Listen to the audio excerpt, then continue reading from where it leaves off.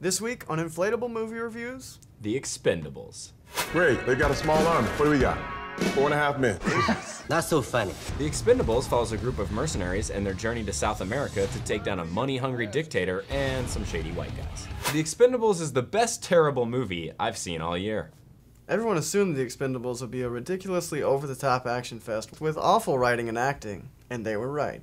But does this make the movie good? Of course not. No, it doesn't. As I'm sure most of you are aware, The Expendables stars these dudes. While they all kick ass in the movie, the wait for the action really hinders the film.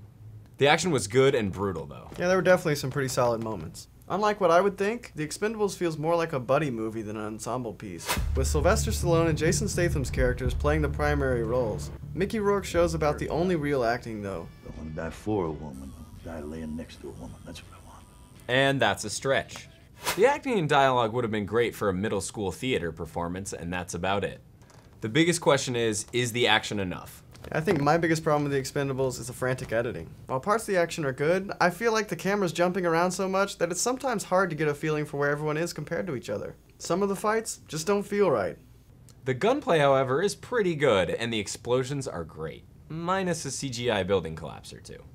I give The Expendables 2.5 out of 5 washed up action heroes. And I give The Expendables 2.5 out of 5 washed up action villains.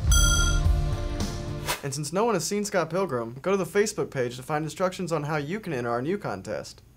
Scott Pilgrim versus The Expendables versus Eat, Pray, Love versus Vampires Suck versus Piranha 3D versus Lottery Ticket versus Nanny McPhee versus The Switch versus the Fans Contest. I'm Matt. And I'm Scott with Inflatable Movie Reviews.